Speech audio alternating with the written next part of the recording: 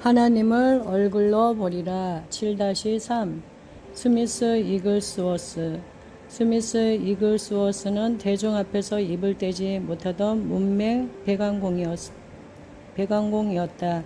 그러나 아내가 설교하는 동안 뒤에서 섬기는 편을 더 좋아했다. 그러나 그가 하나님의 얼굴을 본 이후 강력한 치유 부흥사로 변화되었다. 4일 동안 나는 오직 하나님만을 원했다. 그 이후 나는 집으로 가야 했다고 느꼈다. 작별 인사를 하려고 성공의 교구 목사의 사제관으로 가서 교구 목사의 사모인 보디 부인에게 말했다. 이제 떠나려고 합니다. 그런데 아직도 방언을 받지 못했어요. 그러자 그녀는 당신이 필요한 것은 방언이 아니라 세례입니다. 라고 말했다. 자매님, 저는 세례를 받았습니다. 라며 나는 이의를 제기했다. 하지만 제가 떠나기 전에 제게 안수해 주시길 바랍니다. 그녀는 내게 안수해 주었고 방에서 나가야 하는 상황이었다. 그때 불이 떨어졌다. 그곳에서 하나님과 단둘이 있었던 시간은 참으로 놀라웠다. 하나님은 나를 그분의 능력으로 씻어주셨다.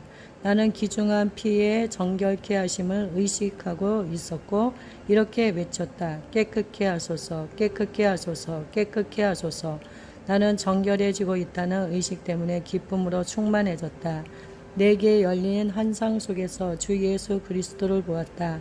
나는 빈 십자가를 바라보았고 예수님이 하나님 아버지의 우편에 오르신 것을 보았다. 나는 더 이상 영어로 말할 수 없었기에 성령이 주시는 대로 다른 방언으로 그분을 찬양하기 시작했다. 비록 그 전에 기름 부음을 받았는지는 모르지만 마침내 오순절에 그들이 받았던 진정한 성령 세례를 그때 받았다는 것을 알았다. 보디 부인이 그를 위해 기도한 이후에 이글스워스는 그의 아내에게 전보를 보냈다. 그의 아내는 성결교회의 다른 사람들과 마찬가지로 별도의 성령 세례나 방언의 은사에 대해 믿지 않았다. 1907년 10월 28일 화요일에 전송된 전보에는 성령 세례 받았고 방언을 받았음이라고 적혀 있었다. 그의 아내는 그에게 다음과 같이 답장했다. 내가 당신만큼이나 세례를 받았다는 것과 나는 방언으로 말하지 않는다는 것을 알았으면 좋겠어요. 나는 25년 동안 설교해왔고 당신은 강단에서 내 옆에 앉아 있었지요. 그렇지만 이번 주일날은 당신이 설교하세요. 뭐가 나오는지 한번 보지요. 비록 그가 사역에 전적으로 개입했지만 대중 앞에서 말하기에 어려움을 겪었기에 그는 모든 설교를 아내에게 맡겼었다. 그는 그 성교회의 모든 사람들의 지지를 얻기 위해서는 먼저 그의 아내의 지지를 얻어야 했다. 그의 아내 폴리는 도전장을 던지고 그 다음 주일에 강당의 뒤쪽 의자에 앉아 있었다. 메시지를 전할 순서가 되자 스위스는 강단으로 이어진 계단 3개를 걸어 올라갔다. 계단을 올라갈 때 하나님이 이사야 61장 1절에서 3절을 주셨다. 주 여호와의 신이 내게 임하셨으니 그리고 성령이 임하셨다. 스미스는 강력한 기름 부으심을 입고 유창하게 설교했으며 그전처럼 실패로 울지 않았다. 스미스는 직접 이렇게 말했다. 갑자기 성령의 능력에 의해 예언적 말씀이 강처럼 흐르는 것을 느꼈어요. 폴리는 자신이 보고 듣고 있는 것을 믿을 수 없었다. 그녀는 의자에서 일어났다. 앉았다 하면서 나직하지만 주변에 다 들릴 만한 소리로 저 사람은 내 남편 스미스가 아니야. 저 사람은 내 남편 스미스가 아니야. 놀라워 놀라워. 저 사람에게 무슨 일이 생긴 걸까? 라고 되뇌었다. 사실 스미스는 달라졌다. 맨 먼저 그 성교회의 비서와 그의 아들 조지가 모두 그가 가진 것을 갖고 싶어 했고 그 집회는 회중의 많은 사람들이 바닥에 뒹굴며 거룩한 웃음으로 끝을 맺었다. 이것은 시작에 불과했고 그 후 스미스 부부의 사역은 성장하고 발전했다. 이 이야기는 역사상 내가 가장 좋아하는 이야기 중 하나이다. 이 이야기는 한 인생에 임하시는 하나님의 임재의 분량이 다르다는 것을 보여준다. 이글스워스의 인생에 대한 이 이야기는 나로 하여금 더 갈망하도록 만든다. 특별한 오후 집회에서 한 형제와 더불어 11명의 지도자급 그리스도인들이 기도하고 있었다. 각자가 맡은 역할이 있었다. 그때 그 부흥사가 다스림을 위해 기도하기 시작했고 그가 계속 기도하는 동안 각자의 영성의 분량에 따라 한 사람씩 밖으로 나갔다. 하나님의 권능으로 방이 가득 찼고 사람들은 하나님의 권능으로 충만해진 그 분위기 속에서 더 이상 머물러 있을 수가 없었다. 그 현장에 있었던 한 사람부터 이 말을 전해 들은 어떤 작가는 만약 그에게 기회가 오면 사람들이 나갈지라도 자기는 결코 나가지 않고 버티겠다고 맹세를 했다.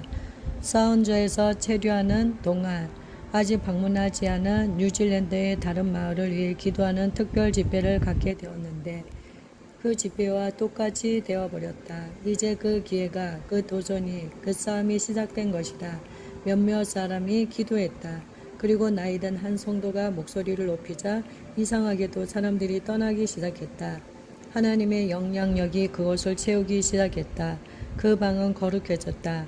하나님의 권능이 무겁게 느껴지기 시작했다. 턱을 굳게 다물고 꼼짝도 안 하겠다는 결연한 의지로 유일하게 버티고 있던 그 사람은 계속 버티다가 그 압력이 너무 커서 더 이상 버틸 수 없게 되었다. 그때 그의 영혼의 수문이 열리며 눈물이 쏟아져 나오기 시작했고 걷잡을 수 없는 흐느낌 가운데 그는 밖으로 나가거나 죽거나 해야 했다. 하나님을 그 정도로 아는 사람이 거의 없을 정도였던 그 한 사람만이 거의 누구도 숨을 쉴 수 없을 그 분위기 속에 홀로 잠겨 있었다. 이토록 놀라운 경험이 가장 그런 일이 일어나지 않을 것 같은 사람에게 일어났다는 것을 기억하고 우리가 하나님의 영을 더 많이 받을 수 있는 자격을 갖게 되는 것은 하나님에 대한 거리낌 없는 갈망 때문이라는 점에 위로를 받기 바란다. 이 일이 있은 후 이글 스워스에게는 모든 것이 변했다. 그가 사람들 곁을 지나치기만 해도 사람들은 성령의 충만하심을 받고 예수 그리스도께 나와 구원을 받았다. 점점 더 많은 기적과 치유가 일어났다. 그가 기도하거나 설교할 때마다 하나님의 영광이 임했다. 장님이 눈을 뜨고 귀머거리가 치유되었으며 암이 치유되고 휠체어에 앉아있던 사람들이 다시 걷기 시작했다. 이뿐 아니라 사람들이 죽음에서 부활했는데 이 부흥사의 사역 중에 14명이 부활했다. 이런 유명한 이야기가 있다. 한 친구가 병든 여인을 위해 기도해 주러 병원에 갔다. 그들이 기도하고 있는 동안 그녀가 죽었다. 이글 스워스는 그 결과를 수용할 수 없었다. 그 시체를 밖으로 끌어내어 벽에 기대어 세우고는 예수의 이름으로 이 죽음을 꾸짖노라 고 말했다. 그녀의 몸이 떨리기 시작했다. 그가 예수의 이름으로 걸으라고 명하자 그녀가 걸었다. 이 문맹 배관공은 유럽, 아시아, 뉴질랜드, 미국 등지를 폭넓게 여행했다. 군중이 너무 많아 모든 사람을 위해 일일이 기도를 해줄 수 없을 때 대규모 치유라는 방법을 사용하기 시작했다. 이때는 치유가 필요한 사람들에게 그가 기도하는 동안 각자가 자신에게 안수하도록 했다. 때로는 수백 명이나 또는 많은 사람들이 동시에 치유되기도 했다. 이글 스워스의 사역은 4가지 원칙에 근거했다. 첫째, 하나님의 말씀을 읽어라. 둘째, 하나님의 말씀에 사로잡힐 때까지 하나님의 말씀에 열중하라. 셋째, 하나님 말씀을 믿어라. 넷째, 하나님 말씀에 따라 행하라. T.L. 오스본은 어떠한 성공도 기대하지 않고 인도로 갔다. 그는 아내에게 자신이 예수님을 만난다면 인생이 달라질 것이라고 말했다.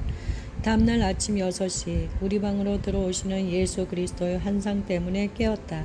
그분을 보았다. 나는 여러 사람을 보도 예수님을 보았다. 어떤 말로도 예수님의 위엄과 아름다움을 말할 수는 없다. 어떤 언어로도 예수님의 인격의 장엄함의 권능을 표현할 수는 없다. 내가 예수님에 대해 듣고 읽은 모든 것 중 절반을 전혀 깨닫지 못하고 있었다. 예수님의 손은 아름다웠고 그 손은 창조적인 능력으로 진동하는 듯했다. 예수님의 눈은 사랑의 시냇물 같았는데 나의 내면의 깊은 곳으로 쏟아져 들어왔다. 그 방에서 나왔을 때 나는 새로운 사람이 되어 있었다. 예수님은 내 인생의 주인이 되셨다. 나는 진리를 알았다. 예수님은 살아계신다. 예수님은 죽은 종교 이상이다. 내 삶은 변화되었다. 나는 결코 예전과 같을 수 없었다. 낡은 전통적 가치가 사라지기 시작했고 나는 새롭고 점차 자라가는 경외감과 평온함으로 매일 감동을 받았다. 모든 것이 달라졌다. 나는 예수님을 기쁘게 해드리기를 원했다. 그 잊을 수 없는 아침 이후 그것이 내게 중요한 전부가 되었다. 예수님과 얼굴을 대면한 그의 만남의 결과 T.L. 오스본은 예수님을 세상에 보여주었다. 그가 한 일은 사도행전 4장 33절의 시련이었다. 그는 이렇게 썼다. 세상에 이렇게 많은 나라의 민족들 가운데 강력한 능력으로 주 예수님의 부활을 증거한다. 큰 은혜가 우리 모두에게 임했다. 그는 예수님이 약속하신 것을 행했고 예수님보다 더 위대한 사역을 했다. 다음은 세계 70개국에서 그가 이룩한 사역의 결과를 요약한 것이다. 그는 이렇게 적고 있다. 우리는 수백 명의 농화자들이 완전히 회복되는 것을 보았다. 우리는 수많은 장님들이 즉시 시력을 회복하는 것을 보았다. 한 번은 한 차례의 복음 전도 집회에서 90명이나 시력을 회복하기도 했다. 우리는 소망 없는 신체 불구자들이 회복되는 것을 보았다. 그 중에서 42년 동안이나 휠체어에 앉아 있었던 사람들이 일어나는 것을 보았다. 간이 침대와 들것에 들려온 사람들이 일어나 온전해졌다. 고막, 폐, 신장, 갈비뼈, 신체의 다른 부분들이 수술로 제거되었지만 하나님의 창조적인 능력에 의해 재창조되고 회복되는 것을 보았다. 치유 불가능한 사람들이 회복되며 암이 죽거나 사라지고 문둥병자가 깨끗해지는 것을 보았다. 심지어 죽은 자가 부활하는 것도 보았다. 한 집회에서는 125명의 농화자들과 90명의 완전한 장님과 수백 명의 다른 동일한 기적적 축사가 일어나는 것을 보았다. 한 전도 집회에서는 약 5만 명이나 되는 사람들이 기쁘고 행복하게 그리스도를 구세주로 고백했다. 하룻밤에 수천 명씩 고백하는 일도 자주 있었다.